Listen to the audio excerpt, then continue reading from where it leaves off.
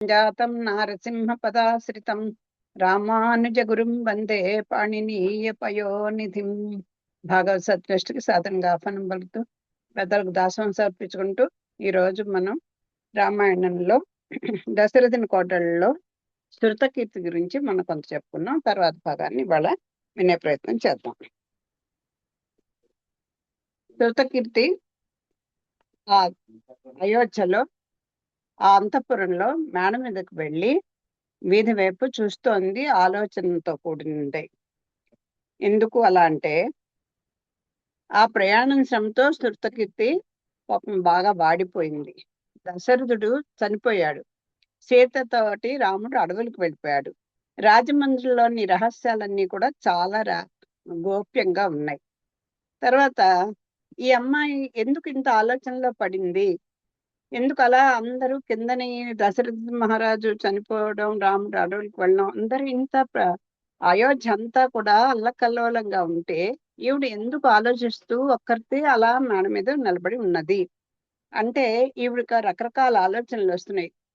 అయ్యో, ఇలాగా ఈ సంగతులు ఈ రాజ్యంలో రాజమందిరంలో జరుగుతున్నటువంటి సంగతులన్నీ కూడా చాలా రహస్యంగా ఉన్నాయి. ఎందుకుట ఈవిడికి ఆలోచన వచ్చింది? ఏదైనా ఒక మంచి పని మీద ఏదన్నా ఒక సలహా చెప్పాలన్నా కొంచెం ఆలోచన చేయాలి కదా. మళ్ళా తొందరపడే స్త్రీలు కాదు కదా వాళ్ళు. ఆ తండ్రి ఎలా పెంచారు చిన్నప్పటి నుంచి కుచేధ్వజుడు. వీళ్ళకి మాండవిని ఈవిడ కూడా ఇద్దరు ఆ కుచేధ్వజుని కుమార్తెలు కదా.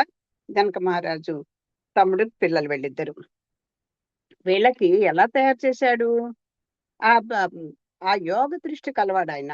ఎవరు? కుచేధ్వజుడు కూడా కర్మయోగి జనక మహారాజు. ఈయన కూడా యోగ దృష్టి కలవాడు.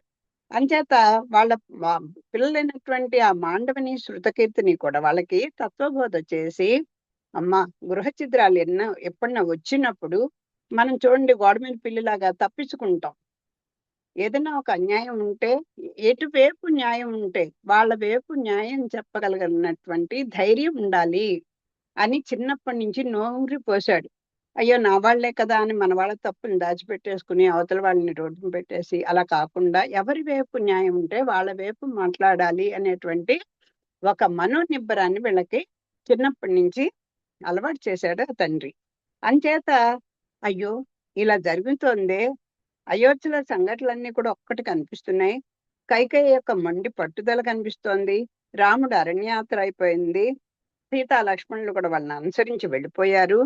కుమారులు దగ్గర లేకమో ఆ దశరథుడు మరణించాడు. ఇవన్నీ కూడా అన్ని దృశ్యాలు కూడా ఆవిడకి మనస్సులో అలా వెంట పడుతున్నాయి. అవుతుంటే వాని వెంటమ్మ భరతుని దుఃఖము, కైకేయను దుర్భాషలాడుట, కౌశల్య వద్దకు వెళ్లి రాముడు అడవులకు పంపట్లో తన పాత్ర ఎంత మాత్రము లేదని చేతులు జోడించి చెప్పుట, మంత్రి పురోహితులు అనుమతితో నూనె తొట్టిలో ఉన్న తండ్రి శరీరమును కన్నీరు మున్నూరే పారుచుండగా బయటకు తీయుట, తండ్రి పేరుపై బ్రాహ్మణులకెన్యో దానములిచ్చుట, ప్రేత కర్మలు జరుపుట, గృహదైవం మగు రంగనాథుని సన్నిధి యందు పరమపదోత్సవము నిర్వర్తించరు ఆమె మనసులో మొదలినవి.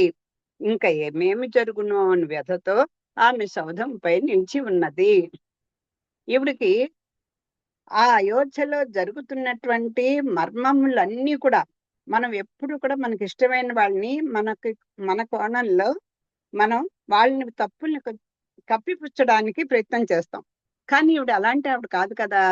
అయ్యో, కైకేయి మొండి పట్టుదల కనిపిస్తోంది. కోరని కోరికలు కోరింది. రాముడిని అంత ప్రేమించిన ఆవిడే అడవులకు పంపించేసింది. అదే సమయంలో భరతుడికి పట్టాభిషేకం చేయాలి అని మొండి పట్టుదల పట్టింది. ఇవన్నీ ఇలా జరుగుతున్నాయి. వాళ్ళు వెళ్ళిపోయారు. అప్పుడు భరతుడిని పిలిపించారు. శత్రుఘ్నుడు తను కూడా మాండవి అందరూ ఇక్కడికి వచ్చారు, అయోధ్యకు వచ్చారు. తండ్రి మరణవార్త విన్నాడు, చాలా బాధపడ్డాడు. తల్లిని విపరీతంగా దుర్భాషలు ఆడాడు. ఆ తర్వాత రాజ్యసభలో ఆ సభా మంటపంలో అందరు ఎదురుకుండా, నిజంగా నాకు ఈ రాజ్యం మీద కాంక్ష ఉన్నట్టయితే ఏ ఏ పాపాలు చేసిన వాళ్ళు ఏ ఏ నరకాలకు పోతారో అలాంటి నరకాన్ని నేను అనుభవిస్తాను అని శపథం చేశాడు. చేసి కౌశల్య దగ్గర కూడా తను ఎంతో పశ్చాత్తాపడి బాధపడ్డాడు. ఎలాగో సరే పెద్దలు చెప్పగా, నాయన ఇవన్నీ కాదు, నువ్వు ముందర తండ్రికి ప్రేత కార్యాలు చెయ్యాలన్నారు. ఆ నూనె తొట్టులో నుంచి పాపం కన్నీరు మున్నీరు వెళ్తుండగా ఆ తండ్రిని బయటకు తీశాడు. ఆయనకి అన్ని కూడా ఆ బ్రాహ్మణులందరికీ దానాలు ఇచ్చాడు. ఆ ప్రేతకర్మలన్నీ చేయించాడు. తర్వాత వాళ్ళ కులదైవమైనటువంటి రంగనాథునికి ఆ సన్నిధిలో ఆ తండ్రికి పరమపదోత్సవం కూడా చేశాడు. ఇవన్నీ ఇలా అవుతున్నాయి. సరే, ఇక్కడికి ఒక చాప్టర్ అయిపోయింది. మరి ఇంకా ఏం జరగబోతుందో, ఈ రాజ్యం ఏమవుతుందో, ఈ భరతుడి రాజ్యాన్ని తీసుకుంటాడా, అసలు ఏమిటో, ఇప్పుడు అసలు కైకేయి యొక్క మనస్తత్వాన్ని ఎవరు బయట పెడతారు, ఈ రాజ్యంలో జరుగుతున్నటువంటి రహస్యాలు ఎలా నేను బయట పెట్టేది అని మదన పడిపోతోంది. అందుకని ఒక్కటి ఏకాంతంగా మేడ మీదకి వెళ్ళి ఆలోచిస్తోంది. పరిగెత్తుకొని వచ్చుటనే పరిగెత్తుకొని వచ్చుటచే అయ్యుండును ఒక పరిచారకు రోజుచూ చెరచెరా వచ్చింది. వాళ్ళ వాళ్ళ అమ్మాయి ఆవిడకి ఆ రాణికి అందరూ పరిచారకులు ఉంటారు కదా. ఒక ఆంతరంగికమైనటువంటి ఒక పరిచారక బాగా పరిగెత్తుకుంటూ పరిగెత్తుకుంటూ ఆయాసపడిపోతూ గబగబా వచ్చింది. శృతకీర్తికి నమస్కరించి, దేవి, మన చిన్న ప్రభువుల వారు మందరను సిగపట్టుకొని బరబర ఈడ్చినారు. ఆమెపై ఎంతయో కోపంతో ఉన్నారు. వారి చేత కత్తి ఉన్నది. ఆమె తల నరికెదరేమో అనిన్నది. అసలు శత్రుఘ్నుడు అంటే ఎవరికి శత్రువుని జయించిన వాడు. శత్రుఘ్నుడు అంటే మనం చెప్పుకున్నాం, అంతర్ శత్రువుల్ని కూడా ఆయన తన వశంలో పెట్టుకోగలిగిన వాడు కదా. పైగా ఎవరికి శత్రువు కాకుండా ఉండేవాడు, శత్రువులు నిర్జించేవాడు అనేటువంటి అనేక అర్థాలు చెప్పుకోవచ్చు. ఇగో ఇప్పుడు అమ్మగారు ఏమైందో తెలుసా, మన ప్రభువుల వారు ఉన్నారా అంటే, చిన్న ప్రభు అంటే ఎవరు, పెద్ద ప్రభు అంటే ఇక్కడ భక్తుడు. చిన్న ప్రభు అంటే ఇప్పుడు ఈయన శత్రుఘ్నుడు కదా.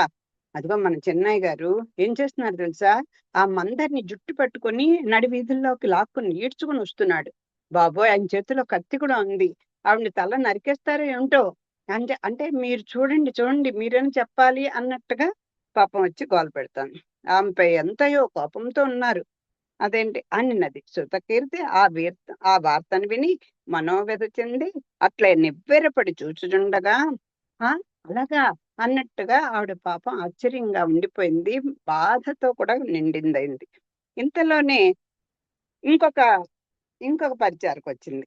చిన్నరాణి, శత్రుఘ్న వారు తమ అన్న భరత ప్రభువు మాటపై మందరపై దయచూపి విడిచిపెట్టిరి. అమ్మగారు ఏం చంపేయట్లేదు. వాళ్ళ అన్నగారు భరతుడు ఎంతంటే అంతే కదా ఆయనకి. అంచేత ఆయన ఏంటి శేషపుత్రుడు కదా, ఆయన పారతంత్రుడు కదా. శత్రుఘ్నుడు అంటే భరతుడు ఎలా చెప్తే అలా చేసేటువంటి తత్వం గలవాడు కనుక ఆయన ఇదిగో భరతుల వారు అడ్డుపడ్డారు, అలా చేయకూడదు అనేసరికి ఆగిపోయారు, ఆవిడని చంపలేదు అని కంగారు పడక్కర్లేదు. ఈ మొత్తం సంఘటన ఇదంతా నగరమును ఒక పెద్ద వింత అయిపోయినది అని ధైర్యంగా చెప్పింది. అమ్మా, ఇలా జరిగిందమ్మా. మొత్తానికి ఆవిడ్ని చంపకుండా వదిలిపెట్టారు. కానీ నగరంలో అందరూ చాలా గుసగుసలాడుకుంటూ ఇదో ఒక పెద్ద అదేంటి సెన్సేషనల్ న్యూస్ అంటారు కదా, బ్రేకింగ్ న్యూస్ లాగా అయోధ్య అంతా పాకిపోయింది అని చెప్పింది. ముదుచలి మందర సిగపట్టి తన భర్త ఈడ్చెను. ఇది ఎంతటి దుష్కార్యము! అయ్యో, దీన్ని భరించుటెట్లని శృతకీర్తి హృదయము తాపం నందెను. తలవాల్చి అసహనంతో మేడపై అటు ఇటు పరిచారం చేయుచు, అయ్యో, ఇది ఎంతటి అపవాదు అని చింతించుచుండెను. ఇంతలో దాశివకత గుణగుణ వచ్చి మన చిన్న ప్రభువుల వారు వచ్చుచున్నారని వార్త చెప్పింది. ఇలాగా అయ్యో ఏం చేసేది ఇప్పుడు, ఈయనకి ఏమిటమ్మా ఇంత తొందరపాటు, ఒక ఆడదాన్ని జుట్టు పట్టుకుని ఈడ్చుకొని వచ్చేస్తారా? లోకంలో ఎంత అపవాదుకి గురైపోతున్నారు. అంటే భర్తకి ఆయన యొక్క పరువుని కాపాడేటువంటి తత్వం గల స్త్రీ ఈవిడ.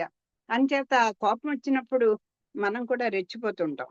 కానీ ఇంకొక 2 పుల్లలు వేసి వాళ్ళ కోపాన్ని ఇంకా కాస్త మనం ఇది చేస్తాం. కానీ అది కాదు. ఆ సమయం వచ్చేసరికి న్యాయం ఏదో అది కదా ఆలోచించాలి ఈవిడ. చిన్నప్పటి నుంచి నేర్చుకుంది. అయ్యయ్యో, ఎంత అపవాదు గురయ్యారు, ఇలా ఆడదాన్ని వీధుల్లో ఈడ్చుకొని వస్తారా అని అనుకొని అలా బాధపడుతుంటే ఇంకో దాసి వచ్చి ఆవిడ చెప్తోంది, ఇదిగో అమ్మ మన ప్రభువుల వారు ఇక్కడికే వస్తున్నారు అని బాధ చెప్పింది. శృతకీర్తి తన కటిభారంచే నడుము వణకుచుండగా చరచర మెట్లు దిగి పద్మవర్ణమున నొప్పు తన పాదములకు ధరించిన పాదాభరణముల మువ్వల ధ్వని అంశల కంఠరవమును మురిపించుచుండగా వచ్చింది. అదిగోండి ఒక స్త్రీ యొక్క ఆ విలక్షణత్వాన్ని చెప్పడానికి. ఇప్పుడు ఏంటంటే ఆ ఆడావిడలో ఈవినంత వర్ణించకపోతే ఏమిటి అని అనిపిస్తుంది. కానీ వాళ్ళు ఎప్పుడు కూడా శుచి శుభ్రతగా, ఈ శరీరం అనేది భగవంతుడికి నిలయం.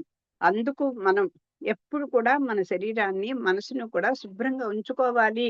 అంటే మనం అనుకున్నాం, అబ్బా ఈ వయసులో ఈవిడికి ఈ ఇంత డెకరేషన్ దేనికో, ఇంతటి ఎందుకో, ఆభరణాలు ఎందుకో అంటాం. నిజంగా మన శరీరం ఏమిటని తెలిస్తే ఆలయం, ఇదొక ఆలయం. ఈ ఆలయంలో స్వామి వెంచేసి ఉన్నాడు. మనం లోపల అంతర్యామిగా ఉన్నాడు. ఆయన్ని నివసించినట్టు ఒక దేవాలయాన్ని మనం ఎంత శుచిగా శుభ్రంగా ఉంచుకోవాలి. శరీరం అంతా అలంకరించుకుంటాం, కానీ మనసు మాత్రం శుచిగా శుభ్రంగా ఉండదు. ఈవిళ్ళకి, ఈ స్త్రీలకి మనసు శరీరం కూడా ఎప్పుడు సదా ఆ స్వామికి ఆనందం కలిగిస్తూ ఉండడమే ముఖ్యం. అంచేత ఆవిడ చూడండి చక్కగా, అప్పుడు వెనక మనం చదువుకున్నాం ఊర్మిళ విషయంలో కూడా, ఈవిడ కూడా చక్కగా అలాగే పద్మవర్ణం కలిగి ఉన్నది.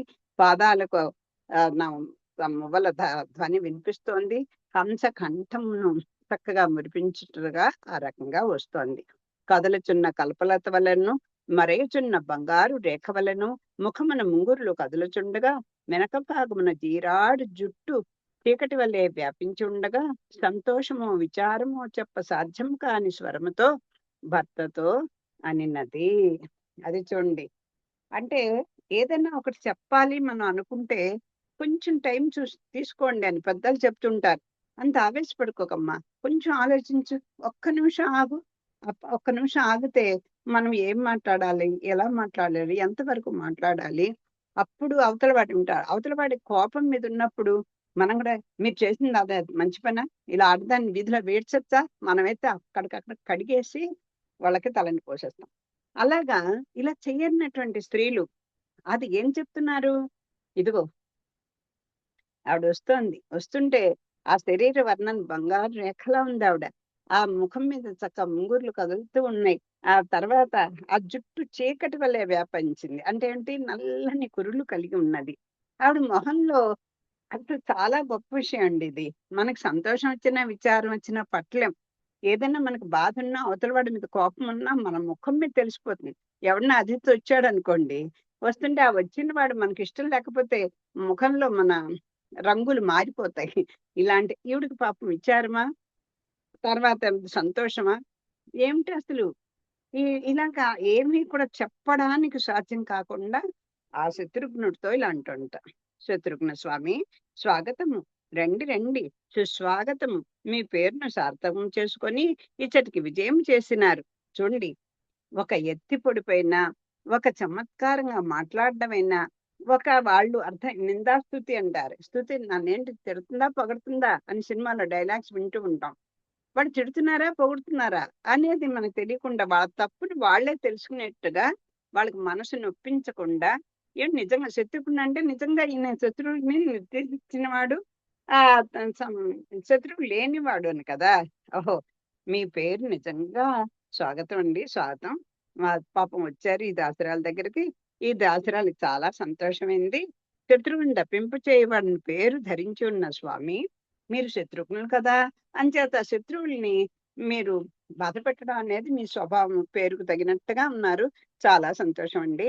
జయము నిత్యమును, నిత్యమును జయము నిత్యమును శత్రువులను మర్దించుతున్న ప్రతిష్ఠ కల స్వామి. అబ్బా, ఏం విజయం సాధించారండి. నిజంగా మీరు మీ పేరు తగినట్టుగా పనిచేశారు అని ఎంత ఎత్తి పొడుపుగా అంటాను చూడండి. ఆవిడకి అది కష్టమైన పని, తప్పు అపవాదుకు తెచ్చేది అని తెలుసు. కానీ భర్తను ఆ విధంగా అడగట్లేదు. నిజంగా ఎంత గొప్ప పని చేశారండి. నిజంగా మీరు మీ పేరు తగినట్టు చేశారండి. కానీ ఒక ఎద్దేవాగా, ఎత్తి పొడుపుగా తన తప్పు తను తెలుసుకున్నట్టుగా చెప్తోంది. జయము పరులెవ్వరికి నీ లేని మందరితో యుద్ధము చేసిరన్న కీర్తిమంతుడా స్వాగతం. అబ్బా, ఇప్పటి వరకు ఆ మందరి జోలికి వెళ్ళిన వాళ్ళు లేరు. ఎప్పుడు కైకేయిని పెళ్లి చేసి ఇక్కడికి పంపించినప్పుడు ఆ దాసీలతో పాటు ఆంతరంగిక ఒక పరిచారికగా, సేవకురాలుగా, ఆంతరంగిక సలహాదారుగా ఆవిడ ఆ కైకేయి దగ్గర పడి ఉన్నది. అలా తీసుకొచ్చిన ఆవిడ ఇప్పటి వరకు ఆవిడతోటి ఎవరు ఎదిరించిన వాళ్ళు లేరండి. అబ్బా! మీకు అది మీ మీ పేరు తగినట్టుగా ఆవిడని నిజంగా మీరు యుద్ధం చేశారు. చాలా సంతోషం. స్వాగతం, స్వాగతం. ఒక గూనిది చేసిన పనికై కోపం కలిగి దాన్ని ఆపుకొనలేక దాసి సిగపట్టి నేలపై ఈడ్చి అన్న ఆజ్ఞపై ఆమెను వదిలిపెట్టినారట కదా. ఇది ఏమైనను మీ పేరు సార్థం చేసుకున్నారు. ఇప్పటికీ కథ ముగిసినది. అబ్బబ్బబ్బా! మీరు అంటే గూనిది అని నొక్కి పెట్టడం ఎందుకో చూడండి. ఒక అబ్బల ఆవిడేమీ కాంక్షించలేదు. మేము మీదకేమి అదిగో ఆ శూర్పణఖ మీ మీదకొచ్చి ఏమీ ఇది చేయలేదు. ఆవిడ చూస్తే ఆవిడ గూని మనిషి. అంటే ఒక అబ్బల దానికి తోడు ఒక వైకల్యం కలిగినటువంటి ఆవిడ. అలాంటి వాళ్ళ మీదకి మీరు వెళ్ళి అబ్బబ్బా! ఎంత పని చేశారండి నిజంగా. Great. You are very great అంటాం గదా! అలాగా ఆవిడ సిగపట్టి నేలపై ఈడ్చి తీసుకొచ్చి పాపం మళ్ళీ మీ పారతంత్ర్యాన్ని కూడా ప్రకటించుకున్నారు. మీ అన్నగారి మాట చెప్పగానే ఆగిపోయారు ఆవిడని చంపేయకుండా. అబ్బబ్బా! ఏదైనా మీ పేరు సార్థకం చేసుకున్నారు కదా! సరే ఇప్పటికి కథ ముగిసినది అని చెప్పేసింది. తన బిడ్డలు వృద్ధిలోకి రావాలన్న కోరికతో కనిపించిన తండ్రి మాట మీరునంత వృద్ధికి మీరును బా భరతుల వారిను వచ్చినారు. రఘువంశము కల్పలతకి ఈ పరిమళం చాలును. స్వాతంత్రం అన్నది మీ బహిర్గుణం, లో గుణము మాత్రము శూరత్వమే. అది చెప్తోంది. ఎలా చెప్తోందో చూడండి. మీరు పాపం నిజంగా తండ్రి గారు చనిపోయారు. వాళ్ళు ఆ పురోహితులు పిలవగా మీరు అన్నగారు వచ్చారు. ఎందుకొచ్చారు? ఈ రాజ్యానికి పేరు ప్రతిష్టలు నిలపాలి. పిల్లలు దేనికండి? తల్లిదండ్రుల యొక్క పేరు ప్రతిష్టలు నిలిపి, ఆ పూర్వపు ఆ రాజ్య గౌరవాన్ని నిలబెట్టి, ఆ రాజ్యాన్ని సురక్షితంగా వాళ్ళ పెద్దలు ఎలా పాలించాలో అలా పాలించడానికి కదా మీరిద్దరు వచ్చారు. అబ్బా! చాలా సంతోషంగా ఉంది.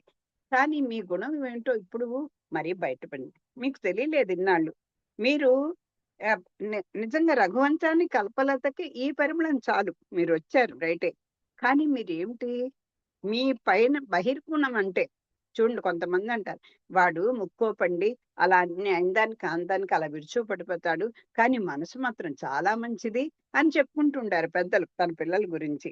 అలాగా ఈవిడేమంటారు, మీరు చాలా పరతంత్రులే. భరతుల వారు ఏది చెప్తే అదే చేసేస్తారు రైటే. ఏ ఆ మీరేమిటి బహిర్గుణం ఏమిటి మీది? ఎంత ఎంత కాచి వడపోసేస్తుందో చూడండి. ఆ భర్త యొక్క బాహ్యమైనటువంటి ఆయన యొక్క బలహీనతని చెప్పేస్తోంది ముందర. బలహీనతని చెప్తోంది, బలాన్ని కూడా గుర్తించింది. మీ బలహీనత ఏంటి? బహిర్గుణం ఏంటి మీకు? స్వాతంత్ర్యం. మీరు మీరు అసలు నేను పరతంత్రుణ్ణి అని చెప్పుకున్నప్పుడు ఈయన స్వతంత్రంగా నిర్ణయం తీసుకొని ఒక గూని దాన్ని అలా శిక్షించకూడదు కదా! అందుకని ఎత్తి పెడుపుగా చెప్తోంది. ఇదిగో మీ మీ స్వభావం అది. మీరు సర్వస్వతంత్రులు. అది మీ బహిర్గుణం. లోపలేమిటి మీ గుణం ఏంటి?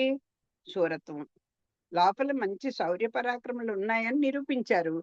పైనేమో మీరు స్వాతంత్ర్యాన్ని ప్రకటించారు. అది మీ స్వభావం. కాగా భరతుల వారికేమిటి? ఆకారము శేషతా గుణము. ఆయనకి శేషతా గుణం. ఆయనకి నేను శేషభూతుడిని భరతుడికి అని అనేది ఆయన స్వరూపం. అది భరతుల వారికి పరమాత్మకి నేను శేషభూతుడిని అని తెలుసు. అందుకే శేషత్వము. లోపలేమిటి? భరతుడికి పారతంత్రము. అంటే భగవంతుడికేమో శేషరూపుడుగా ఉన్నాడు. నేను శేషత్వంగా ఉన్నాడు. నేను శేషభూతుణ్ణి అనుకున్నాడు.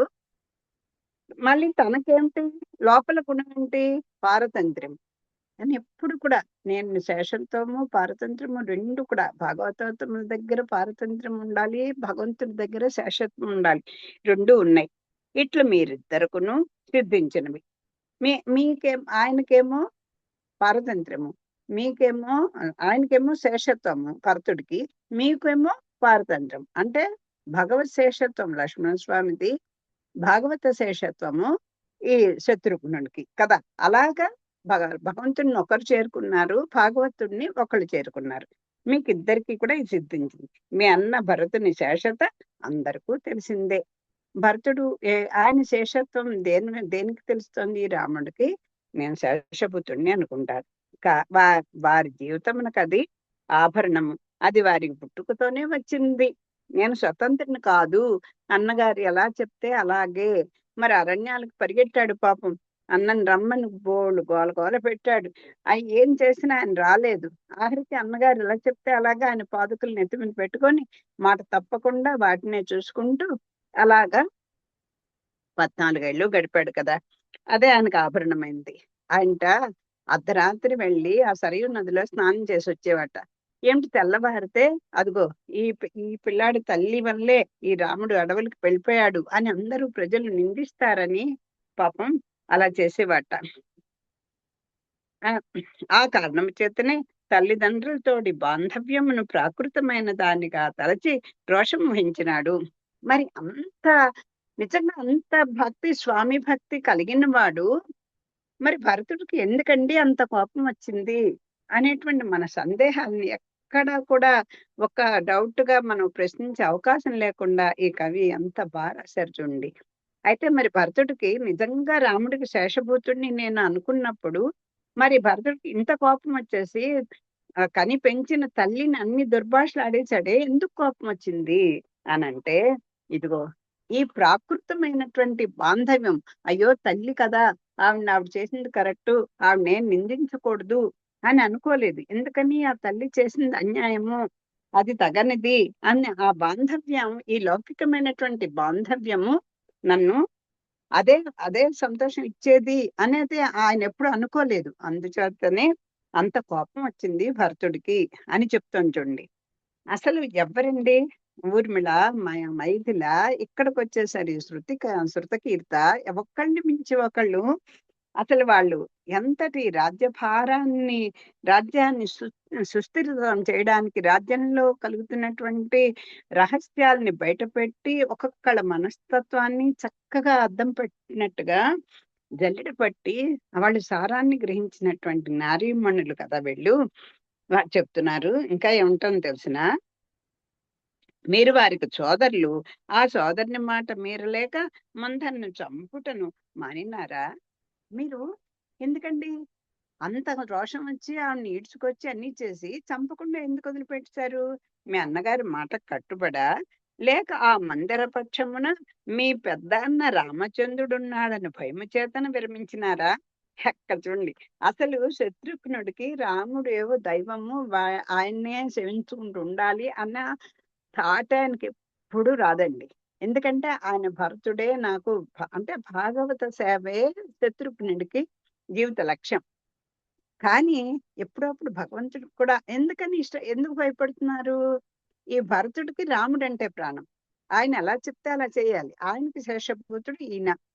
అంచేత ఆయన భరతుడిని బాధపెడితే రామచంద్రమూర్తి బాధపడతాడు కదా. అందుచేత ఆ రామచంద్రమూర్తి బాధపడతాడని భయం చేత విరమించారా? లేకపోతే మీరేమో అదేంటి అదేంటి మీ మీ అన్నగారి యొక్క భర్తుడి మాట కొట్టేలేక మీరు ఆ మందరిని క్షమించారా అని అడుగుతాను. మీ బాహువులందు శౌర్యలక్ష్మి దండిగా ఉన్నది కనుక మీకు ఈ భూమండలం అంతయు సమర్పించంచో కోపం తీరిపోనా, శాంతము కలుగునా. అబ్బా చూడండి, ఈ పెద్దలు చెప్తుంటారండి, ఒక థియేటర్ ఉంటుంటా. థియేటర్ అంటే దురద. మనకు దురద వచ్చింది అనుకోండి, ఏదో పొలతోటో అట్లగాడితోటో విసనకరతోటో ఇలా వీపు మనకు అందరితో గోకేసుకుంటూ ఉంటాం. అలాగా థియేటర్ అంటే కొంతమందికి స్వామివారు చెప్తారు, కాకినాడ స్వామివారు ఒకసారి వారి యొక్క దీంట్లో చెప్తారు, ఒక్కొక్కళ్ళకి ఒక తీట. అంటే ఇప్పుడు వీళ్ళుంటారు క్షత్రియులకి ఏమిటి తీట, వాళ్ళకి భుజబలం ఎక్కువ ఉంటుంది. అంచేత ఎవడోడి మీదకి వెళ్ళిపోయి దండెత్తేసి వాడితో యుద్ధం చేసేసి రాజ్యాన్ని కబళించాలి అని చెప్పి కారణంగా యుద్ధాలకు వెళ్ళిపోతుంటారు. వాళ్ళకి ఆ భుజశక్తి, ఆ తీట విడిపోవాలి, మనం అమ్మో వాడి మీద యుద్ధం చేస్తే కానీ నా కసి తీరదు అన్నట్టుగా వాళ్ళు తయారైపోతారు. కొందరికి ధ్యానం అనేది ఒక పెద్ద కండూతి అంటారు. తేటంటే కండూతి అంటే దురద. జ్ఞానులకి ఏమిటి, ఎప్పుడు తపస్సు చేసుకోవాలన్నటువంటి ఒక కండూతి. కొంతమందికి ఆ ఒక్కొక్క అంటే ప్రలోభం అన్నమాట. ఒక్కొక్కరికి ఒక్కొక్క ఇది ఉంటుంది. అలాగా మీకు బాగా భుజబలం ఎక్కువ ఉందండి. అంచేత మీకు ఈ మొత్తం ఈ రాజ్యాలన్నీ అందరూ రాజులందరికి వచ్చి మీ కాళ్ళ మీద పడిపోతే అన్ని రాజ్యాలు మీకు కనుక ఈ భూమండలం అంతా కూడా మీకు సమర్పించేస్తే అప్పుడు మీ కండూతి తీరుతుందా? లేకపోతే అప్పుడు మీ కోపం చల్లారుతుందా అని అడుగుతోంది. ఇంతవరకు మీకు పెట్టిన శత్రుఘ్న నామము సార్థకముగా ఉన్నదని అనిపించినారు. ఆడుదాన్ని కొట్టుట అన్నది మీ కుటుంబంలోని ఆచారమే కదా. పెద్ద అన్న తాటకను కొట్టగా ఈ కనిష్ట సోదరులు ఈ గూని దాన్ని కొట్టినారు. సరే రెండు భయం భవనము పైకి వెళదాము అన్న. సర్లేండి, మొత్తాన్ని మీ పేరు మీరు సార్థకం అయినా మీ కుటుంబంలో అలవాటేలేండి. చూడండి పాపం ఏదైనా ఒక మంచి ఉంటే అవునండి, ఎక్కడికి పోతాయి ఆ బుద్ధులు? మంచి విత్తనం వాళ్ళ తల్లిదండ్రులు అలా చక్కని వాళ్ళే, వాళ్ళ తండ్రి అలాంటి వాళ్ళే, తల్లిదండ్రులు అందరూ అంతే, వాళ్ళ తాత ముత్తాతలు అంతే. మరి ఆ చెట్టు విత్తనం ఒకటైతే చెట్టు ఒకటి అవుతుందా అని అందరు పెద్దలు చెప్తుంటారు. అలాగే చిన్న ఏదైనా చిన్న తేడా ఉంటే కూడా మరి ఎక్కడికి పోతాయి బుద్ధులు? ఆ తాత బుద్ధులే, ఆ తండ్రి బుద్ధులే, ఆ తల్లి బుద్ధులే అంటారు. ఎంత ఇదిగా అంటాను చూడు. మీ అన్నగారు అవునులేండి, అయినా మీకు ఆడవాళ్ళని శిక్షించడం అనేది మీకు వంశాచారంగా వస్తూనే ఉంది కదా. అదిగో మీ అన్నగారేమో అదిగో మీ అన్నగారేమో మరి తా- తాటకవధ చేశారు కదా. అంచేత మీరేమో మీ అన్నగారు తాటకని వధించారు, మీరేమో ఈ గూని దాన్ని ఇంచుమించు చంపినట్టుగా ఆవిడ్ని హింసిస్తున్నారు. సర్లేండి, అయినా మీకు అది అలవాటే కదా. అయినా పౌన్లేండి, ఎందుకు ఇక్కడ మాట్లాడుకుంటే నలుగురు విని అసలే మీరు అపవాదు పడిపోయారు ఇప్పటికే. ఇక్కడ మాట్లాడుకుంటే ఏదో మీరు ఏమిటన్నా నేను ఒకటనడం గొడవ అవుతుంది. ఎందుకులేండి, ప్రాణమే కడతాను రండి అని తీసుకెళ్ళిపోతుంది. మన సంభాషణ ప్రజలు ఎవరైనా విని చిలువలు పలవలు పెట్టి కథలు కల్పించగలరు. ఇదిగో ఏదైనా మీ మనసులో మాట మీరు చెప్తే, నా మనసులో మాట నేను చెప్తే విన్న వాళ్ళందరూ టా టా టా టా ఇలాట అలాగట ఇలాగట అంటూ చిలవలు పల్లలు దానికి ఉన్నది వినేది ఒకటైతే అందరితో చెప్పుకునేది దానికి ఒక 10 కల్పించి 10 రకాలుగా చెప్పేస్తారు. ఎందుకులేండి, చూడండి అంటే ఒక చర్చ చేసుకోవాలంటే, ఒక న్యాయాన్ని నిర్ణయించాలంటే, ఒక మనుషుల యొక్క మనస్తత్వాన్ని బయట పెట్టాలంటే ఎంత సంయమనం పాటిస్తోందో, ఎంత సందర్భాన్ని అర్థం చేసుకుంటోందో చూడండి. అంటే ఒక రహస్యమైనటువంటి మంతనము లేదా ఏదో ఒక భారం తన మీద పెట్టుకుంది. మీరు చేస్తుంది తప్పు అన్నది. ఎందుకు తప్పు అనేది మరి విడమర్చి చెప్పాలంటే అది ఏకాంతంగానే మాట్లాడాలి. అలాంటి విచక్షణ మనం నేర్చుకోవాలి ఇలాంటి స్త్రీల గురించి విన్నప్పుడు. అలాగా రండి, ఎందుకులేండి, అందరూ ఏదో రకరకాలుగా చెప్పుకుంటారు. మనమేకెళ్ళిపోదాం. ఏదైనా ఏమైనాను నన్ను మీరు వీరపత్నిగా చేసినారు. ఇందుకేదైనా బహుమతి సమర్పించవలెను కదా. మీ కోరిక ఏమి? ఎలైనా అబ్బా! మీ శౌర్య పరాక్రమాలు నిలబెట్టినందుకు అదిగో నా భర్త గొప్ప వీరుడు అంటూ నేను ఏదోటి మీకు బహుమానం ఇవ్వాలి కదా.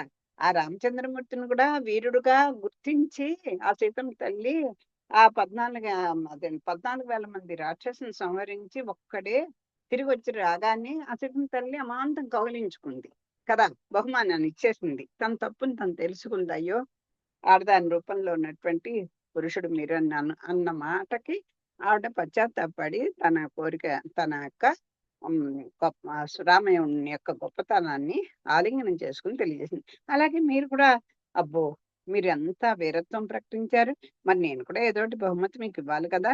మీ కోరిక ఏమి అని అడుగుతాను. శత్రుఘ్నుడు తన ముఖము పైకి వచ్చు చిరునవ్వులోనే అణిచిపెట్టి, దేవి శృతకీర్తి, సత్యమా సత్యమైన మాట చెప్పెదను, ఓరిమితో విన్నెదవా. నీ మాటల ధ్వని ప్రధానమగు మంచి ప్రబంధం వలె ఉన్నది. నేను కైక దాసిపై చేయి చేసుకున్నందుకు ఆగ్రహించితివా. నాకేది కావలసినను దానమిచ్చదనంటివి, దాంతో త్యాగమూర్తివై నిలిచితివి. నా వంటి వానికి ఇచ్చేదవన్నను స్వీకరింప కోరడు. దాన ప్రతిగ్రహములను వానికి దానము చేయకూడదు, దానము తీసుకొనకూడదు అనునవి దండనలు. ఇదే వీని తత్వము. ఇక చాలును, మనసు మళ్ళింది. ఈ లోకపు ఆర్తిని గమనించి ఈ చిన్నరాణి తన వరదానపు కోరిక మానుకొనుట మంచిది. అప్పుడు వింటున్నాడు. అబ్బబ్బా, ఏమిటి, నీకు నా మీద కోపం వచ్చిందా? ఆ కోపం చేత నువ్వు ఇలా దానాలు ఇస్తాను ధర్మాలు ఇస్తానంటున్నావా? దాన ప్రతిగృహతలు అలా ఉంటాయా? తీసుకోవచ్చునా? అసలు అది అది అది కాదు కదా. నువ్వు నాకు మనసు మళ్ళింది. ఈ లోకం యొక్క ఆర్తిని గమనించి ఈ చిన్న రాణి ఈ దానము అనేటువంటి కోరికని కాస్త దయచేసి మానుకోమ్మా, నాకు ఏ దానాలు అక్కర్లేదు, ఏ బహుమానాలు అక్కర్లేదు అని బతిమాలుకుంటున్నాడు. ఈ దానమును ఈ దానమన్న పనిని ఎందుకండి అలా అన్నాడు? ఎందుకు అలా అన్నాడు? దానం గ్రహీత, దానం ఇచ్చేవాడు, తీసుకునేవాడు. ఎవరికి ఇవ్వాలి? అపాత్ర దానం చేయకూడదు. దశరథుడు అపాత్ర దానం చేశాడు. ఆ దానాల వల్లే ఈ ఇంత కథ నడిచి ఈ రోజున రాముడు అడవులకి వెళ్ళాల్సిన గతి పట్టింది. అమ్మ ఇంకా దానాలు ఊసెత్తకు, మేము తీసుకోం అని భయపడిపోయి బతిమాలుకుంటున్నాడండి. ఎందుకంటే దశరథ మహారాజు మనం వెనక చదువుకున్నాం. దశరథ మహారాజు తొందరపడి కైకకి ఆవిడ చేసిన చిన్న ఉపకారానికి కోరుకో, ఏమన్నా ఏం కావాలంటే ఇచ్చేస్తాను కోరుకో అంటే ఆవిడ మహా తెలివిగా 2 కోరికలు కోరుకుంది. అవి నేను నా ఇష్టమైనప్పుడు నేను తీసుకుంటాను అంది. సరిగ్గా సమయం వచ్చేసరికి రాముడు అడవులకు వెళ్ళాలి, తన కొడుకు పట్టాభిషేకం చేసుకోవాలి అని. దానికి కూడా ఊర్మిళ చేత చెప్పించారు. ఆవిడేం స్వార్థంతో అనలేదు. మరి మీ కైక కొడుకునికే రాజ్యాన్ని పట్టం కడతానని ఆ రోజున కైకని పెళ్ళాడినప్పుడు ఆ కుచధ్వజుడికి కుచధ్వజుడికి సారీ ఆ కాకేయ రాజుకి వాగ్దానం చేశాడు దశరథుడు. అంచేత ఆ మాట సత్యవాక్ పరిపాలన నిలబెట్టాలి భర్తకి అని ఆవిడ అందుకని రాముని అడవులకు పంపించింది అని ఊర్మిళ చేత చెప్పించారు అక్కడ. ఇప్పుడు భయపడిపోతున్నాండి. తల్లి దానవు శతకమ్మ, ఆ దానాలే ఇంత పని చేశాయి అని చెప్తున్నాడు.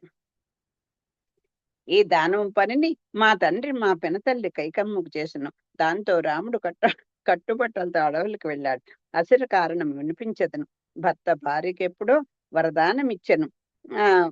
అది ఎంతో చెడు వార్తగా నేడు ప్రచారం అవుతున్నది కాదు. అప్పుడే పాకిపోయిన దనుటయే సమంజసం. ఈ దానమునకు గుర్తుగా నేడు అయోధ్యలో గూని మందర మిగిలి ఉన్నది. దాని కులమేమో తెలియదు, జాతి నెరుగం, ఎచ్చడి నుండి వచ్చిందో ఆ జాడయో తెలీదు, ఆమె పుట్టుకయే తెలీదు. ఎక్కడైనా జన్మించని అందగత్తయ కానే కాదు. నుదుటి వ్రాత ప్రకారం ఆమె కైకమ్మకు దాసిగా లభించింది. ఏ పుణ్యమో కోతికి రాజ్యభోగము కలిగింది, దాందే అదృష్టము. మా పినతల్లి దాని గుప్పెటిలో పడినది. అనేక సంపదలు పొందుచు కన్ను మిన్ను కానకపోయింది. ఇక కైకమ్మయో పేరుకు మాత్రమే యజమానురాలు, కాని దివాణములో ఏ పనికైనా ఈ కుబ్యయే దర్శనమిచ్చును. ఆమెదే అధికారము. అమ్మ ఇదిగో ఒక్క మాట తల్లి, ఆ దానము అన్న పదం ఎత్తక తల్లి. అగో ఆ దశరథ మహారాజు మా తండ్రి గారు కైకమ్మకి వరాలు ఇవ్వటం, దాని చేత రాముడు ఈ రోజున అడవులకు వెళ్ళడం జరిగింది. అసలు కారణం ఏంటో చెప్తాను చూడు. భర్త గారు భార్యకి ఒకసారి దానం ఇచ్చాడు. అదే తన తండ్రి గురించి చెప్తున్నాడు. అది ఎంతో చెడుగా వార్త వచ్చేసింది. ఇప్పుడు కాదు, అప్పుడే పాకిపోయింది. ఈ అందరికి తెలిసిపోయింది. అమ్మో ఎప్పుడప్పుడు ఈవిడ వరాలు అడిగితే ఆయన ఇవ్వాల్సిందే అన్నమాట అయోధ్య మొత్తానికి తెలుసు. అయితే అయోధ్యలో ఆ దానానికి గుర్తుగా అదిగో మీ భర్త దానం ఇస్తానన్నాడు, నీకు 2 కోరికలు ఇస్తానన్నాడు, నువ్వు కోరుకో అనేది ప్రజలందరూ మర్చిపోయారేమో గాని ఈ మందర మాత్రం గుర్తు పెట్టుకొని కైకమ్మని ఎగదోసి వరాలు కోరుకున్నట్టుగా చేసి ఆ దానాలకు గుర్తుగా ఈ మందర మిగిలింది అని చెప్తున్నాడు. అసలు ఆవిడ కులం ఏంటో తెలియదు, జాతి ఏంటో తెలియదు, అసలు ఎక్కడి నుంచి వచ్చిందో తెలియదు, ఎక్కడ పుట్టిందో, ఎవరి తల్లిదండ్రులు ఎవరో తెలియదు. పోన్లే, ఆవిడ జాతి ఎందుకు మనకు కానీ. పోనీ అన్నం అంత రాజ్యానంతా తన అందంతోటో దీంతోటో అందరినీ వసికట్టుకుంటోందా అంటే గూనిది ఏమన్నా ఉందా? కానీ ఏమిటో ఆ దైవదత్త ఎందుకు వచ్చిందో ఆ కైకమ్మకి దాసిగా వచ్చింది. చూడండి, ఏదో అంటారు చూసారా, వాళ్ళ అంటే అర్హత లేకపోయినా కొన్ని అలా దైవదత్తంగా వచ్చేస్తుంటాయి. అలాంటిదేమో ఈ మందర లేకపోతే ఓ కోతికి సింహాసనం దొరికినట్టుగా మరి అంతే కదా. ఆ వానరుడు ఎంత అన్యస్వామి ఏం పుణ్యం చేసుకున్నాడో, ఆ రామ భక్తి కలిగి ఆ రాముడు నా హృదయంలో మీరే ఉన్నాను అని చూపించగలిగినటువంటి శక్తిని ఇచ్చాడు రామచంద్రమూర్తి ఆయనకి. ఆ కోతికి ఓ పట్టం రాజభోగం కలిగినట్టుగా ఇదిగో మా మా పినతల్లి దాని గుప్పెట్లో పడిపోయింది. ఎందుకో ఆ కైకమ్మ ఆ దాసి ఎలా చెప్తే అలా చేయాల్సిందే, అలాగే చేస్తుంది. దివాణంలో ఊరికే పేరుకే కైకేయి మహారాణి అని రా దశరథ మహారాజు ముద్దుల భార్యగా పేరుగా ఉంది తప్ప మొత్తం మొత్తం అంతా ఏ టు జెడ్ మొత్తం ఈవిడ చేతిలో పెట్టుకొని కథ నడిపిస్తోంది. అంతే, ఎక్కడ చూసినా కుబ్జే, ఎక్కడ చూసినా ఆవిడ మాటే, ఎక్కడ చూసినా ఆవిడ ఇదే అని చెప్తున్నారు. పాపం దశరథ మహారాజుల వారికి ఇవి ఏమీయూ పట్టదు. కైకమ్మకి ఎక్కడ ఆగ్రహం కలుగునోయని గూని మందర ఎంత లేసి పనులు చేయుచుండను వాని గుర్తించిన వారు ఫిర్యాదులు చేసినను ఏ మాత్రము పట్టించుకొనరు. చూడండి, కొన్నాళ్ళకి చెప్తారా కంపౌండర్ డాక్టర్ అయిపోతాడని. డాక్టర్ గారు ఉన్నారా బాబు మాకు తెలుసు అని చెప్తే, అబ్బెబ్బే ఇప్పుడు బిడ్డలో ఉన్నారండి, ఇప్పుడు ఎవరితో ఫోన్ ఏదో ఒకటి చెప్పేస్తారు. చూడండి, అంటే మంత్రే రాజు అయిపోతూ ఉంటాడు.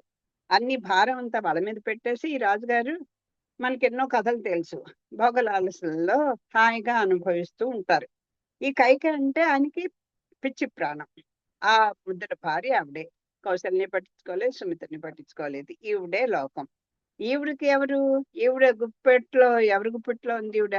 మందరి గుప్పెట్లో ఉంది. అంచేత ఆ మందరి ఏది చెప్తే అదే. ఎంతమంది వచ్చి ఏమండి ఇదిగో ఈ గూనిది ఇలా చేస్తోంది, ఈ రాజ్యంలో ఇలాంటివన్నీ జరుగుతున్నాయి, చేస్తున్నాయని గూఢచారులు ఎవరైనా చెప్పినా సరే ఏమీ పట్టించుకునేవాడు కాదు. ఎందుకని? ఆవిడని ఏమన్నా దండిస్తే కైకమ్మకి కోపం వస్తుంది కనుక. అంచేత ఆ వీక్ పాయింట్ తోటి ఈ మహారాజుకి ఏమీ తెలీదు. 24 గంటలు ఆ కైక గోలలోనే గడిపేశారు. వారికి భార్యపై గల తీపియే నేటి స్థితికి కారణం. ఆ దేవుగారికి ఏమని మనవి చేయగలను అని చెప్తున్నాడు. ఏం చెప్పను, ఏం చేయను? మా మా పెనతల్లి అలాగ మా తల్లి ఆ ఆ దాసి గుప్పిట్లో చేరిపోయింది. అదే ఈనాడు ఇంత పని చేస్తోంది. దాసిని మంచి చేసుకొని దాన్ని ప్రోత్సహించి దానికి కోపం కలిగినప్పుడు తానే అప్పుడు చెప్తోంది. నేను చెప్తున్నాడు ఈయన, ఏం చేయను, ఏం చెప్పను? ఇదిగో ఆ ఆ మందర మాట విని ఆవిడ అన్ని చేసేస్తోంది. దానికి ఎక్కడన్నా కోపం వచ్చిందనుకోండి, దాని సలహా పాటించకపోతే ఆ మందర కోపం వచ్చేస్తుంది. వచ్చేస్తే ఈ కైక వెళ్ళి ఆ దాసిని బతిమాలుకుంటుంటా. బతిమాలుకొని దాని సంతోషం కలిగినా తాను కూడా పొంగిపోతుంది. అమ్మయ్య ఇప్పుడు నీ కోపం తీరిందా, నువ్వు బాగున్నావా అంటూ దాసికి ఈవిడ దాసి అయిపోయింది, దాసరాలు అయిపోయింది కైక. అంచేత ఇలా ఉంది. మహారాజుల వారిట్లు దాసికి లొంగిపోయారు. ఈ రకంగా కైకమ్మకి దాసుడైపోయాడు నా తండ్రి. ఆ కైక యొక్క దాసికి కూడా దాసుడైపోయాడు మా తండ్రి. దాసి మాట ఆమెకు ద్రాక్షారసము. ఇక ఈ చిన్నరానికి వారికి ఏమి విన్నవించగలదు? ఇదిగో ఆ ఆ దాసి మాటట ఒక ద్రాక్షరసం లాంటిది. అన్ని రసాల కంటే కూడా అది మంచిది కాదు. అదిగో ద్రాక్షారసం లాంటిది. అంచేత ఈ రాణికి ఏదైనా చేసే పనులు నచ్చలేకుండా ఉన్నా ఇంకేం చెప్తుంది? ఆ దాసి లేకపోతే ఆవిడకి ఒక్క నిమిషం గడవదు. అంచేత ఆవిడ వల్ల పడిపోయింది. అంచేత ఆవిడ కూడా భర్తకి ఏమీ చెప్పలేకపోయింది. ఆ పొట్టి దాని గూనెలో ఎన్నో బుటకపు గచ్చ పొదలున్నవి. ఎంత చక్కగా చెప్తున్నారు చూడండి. గూని వాళ్ళంటే ఇలా గూడంతా కూడా ఇంత ఎత్తుకైపోయి ఇంత ఎత్తున గూడు లాగా కనిపిస్తుంది. ఆ గూడుట గోడలో అలాంటి ఒక పొదలున్న గచ్చ పొదలు అంటారు. గచ్చకాయలు అని ఆడుకునే వాళ్ళం చిన్నప్పుడు. ఆ గచ్చ పొదలు అని ఉంటాయి. ఇదిగో ఆ ఆ గూనె దాని ఒక బూటకపు ఒక గూను చూసారా? ఒక పొద ఇదిలా పొదలాగా అంటే ఒక అల్లుకుని దాంట్లో ఏముందో తెలియదు. అంటే మనిషి పైకి గూనె గాని లోపల ఎన్నో రకాల వ్యూహాలు దాంట్లో పెట్టుకుని ఉంటుంది. ఒక గచ్చ పొద అంటే దాంట్లో గచ్చకాయలు పొద ఉందని కనపడదు ఎవరికి. అది కోటిని మించిన మాయల నిలయము. అమ్మో! గుందనుకుంటున్నావా?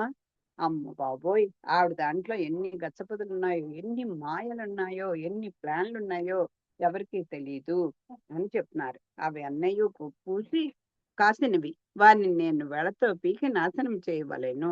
ఇదిగో అవన్నీ ఊరికే చిన్న లతలుగా ఉన్నవన్నీ పొదల్లో అల్లుకొని దీనిలాగా పెరిగిపోతున్నాయి.